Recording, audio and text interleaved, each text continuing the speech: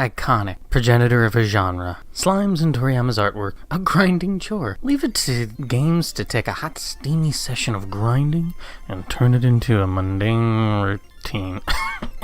Anyway, looking over the videos I do upload every now and again that aren't me flailing out some tunes on Famitracker, please give them a listen, or waxing philosophically, ramblings weekly, I quickly noticed it had been some time since a proper video. Not only that, but other than a Power On podcast episode and a couple random videos, I mainly talk about slimes and not the games. Like, what the fuck is wrong with me? Have all these slimes randomly gush about the series in passing, and outside of a light chat about Dragon Quest XI, which is awesome by the way, the proper video talk about the series was some 9 years ago, and while not outright cringy enough to turn my spine into a model paper crane, is plain as can be. Hell, even vanilla has a flavor to it. So what better way than to realign what I initially wanted to do with this channel and start with the beginnings remake available on the Game Boy Color. This was North America's second blessing of the first game, which was coupled with an updated version of Dragon Quest II. How nice. However, it ought to be mentioned that this is the fifth different version of the game, as 1986 saw the game released for the Famicom, the MSX, and the PC-98 in Japan. Then, in 1993, a Super Famicom version was released with an updated version of Dragon Quest II as well. Great. Moving along, this version bumps up the experience points and gold earned to quicken the pace of the game, which may appeal to many, especially if they've never given the original a chance. Like many games to follow in its footsteps, Dragon Quest I is incredibly basic. You roll around 1v1ing every monster you come across, which isn't too much of an issue unless you get put to sleep, or the turn order turns against you.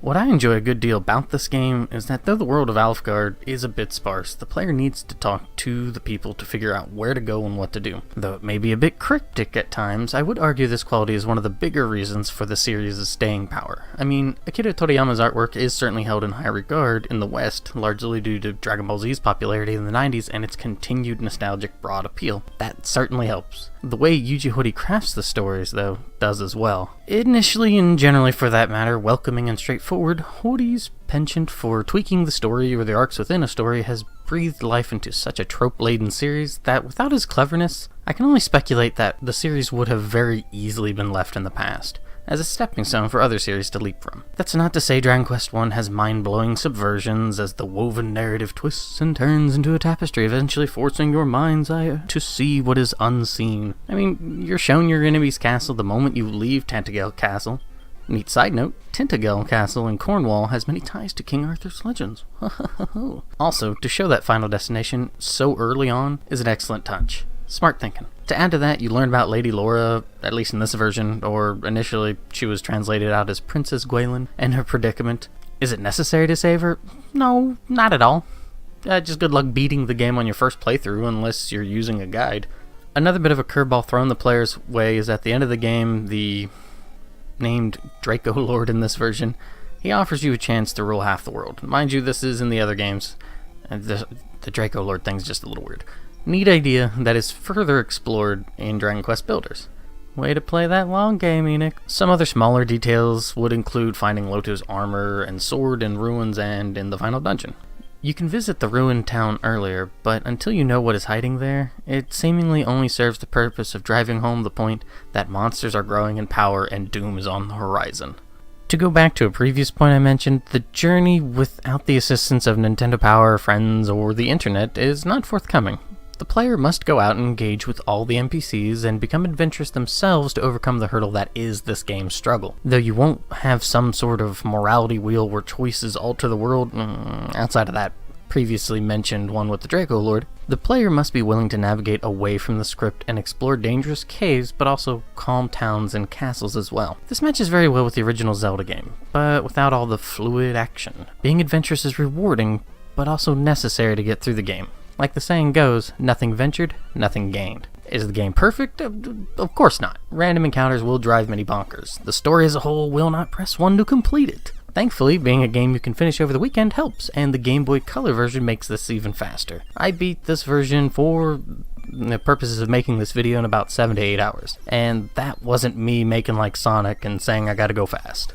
A couple points I'd like to counter that I know people have gripes about with the series. One, grinding. Now, there are parts in the series where this may get out of hand. Looking at you, Viper, that Hell Genie from Dragon Quest VII. However, I think something that ought to be brought up is how one plays through the game. Not to say that somebody's playing through it wrong or anything, but in just trying to bull rush through things, you're going to have issues.